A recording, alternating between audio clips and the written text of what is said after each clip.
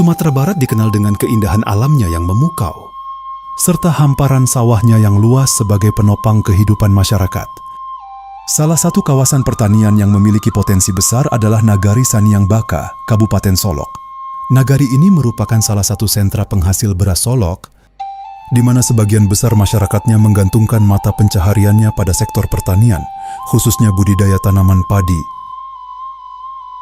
Namun, di balik potensi pertanian tersebut, para petani masih menghadapi berbagai tantangan. Jerami padi pasca panen masih sering dibakar, sehingga berpotensi menimbulkan pencemaran lingkungan dan menghilangkan potensi jerami sebagai sumber bahan organik.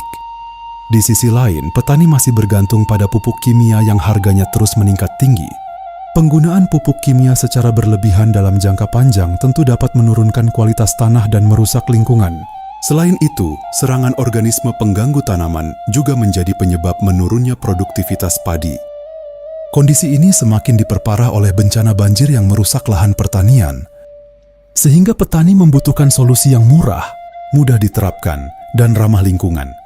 Berangkat dari kondisi tersebut, Tim Pengabdian kepada Masyarakat Universitas Negeri Padang hadir memberikan solusi melalui kegiatan pelatihan dan implementasi pupuk organik dan pestisida hayati untuk pemulihan dan peningkatan produktivitas pertanian pasca bencana banjir di Saniang Baka, Solok. Kegiatan ini bertujuan meningkatkan pengetahuan dan keterampilan masyarakat dalam mengolah jerami menjadi pupuk organik serta membuat pestisida hayati berbahan lokal untuk mendukung kemandirian petani pasca banjir.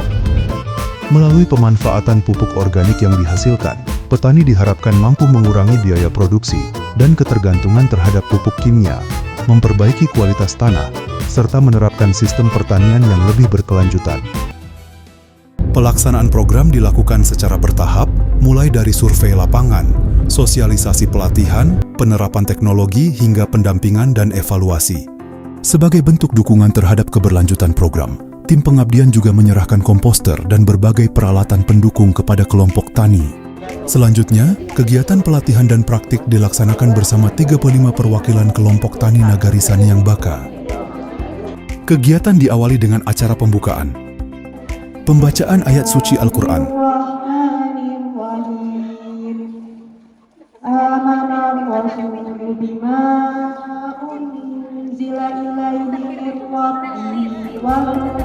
pelaporan Ketua Pengabdian Masyarakat oleh Ahadul Magister Sains, kata sambutan perwakilan Nagari,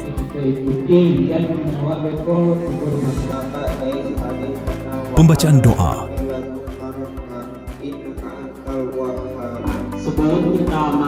pengarahan oleh Tim Pengabdian kepada Masyarakat Universitas Negeri Padang. Nah, ini pertanyaan pertama, bagaimana cara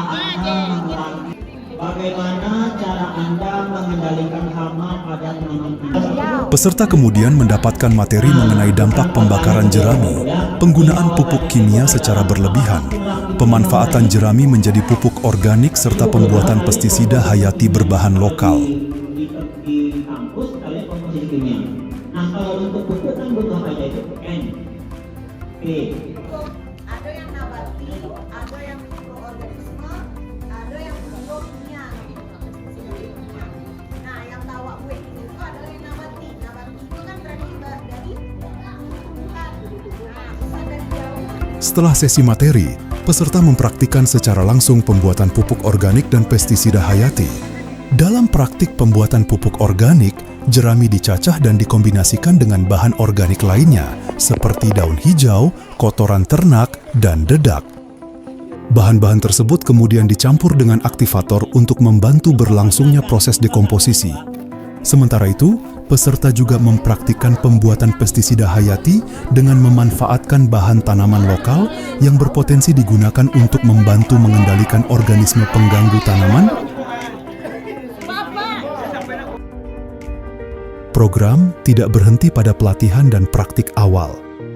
Selama 6 bulan, Tim Pengabdian melanjutkan monitoring dan pendampingan untuk memastikan teknologi yang telah diberikan dapat diterapkan secara mandiri dan berkelanjutan oleh kelompok tani.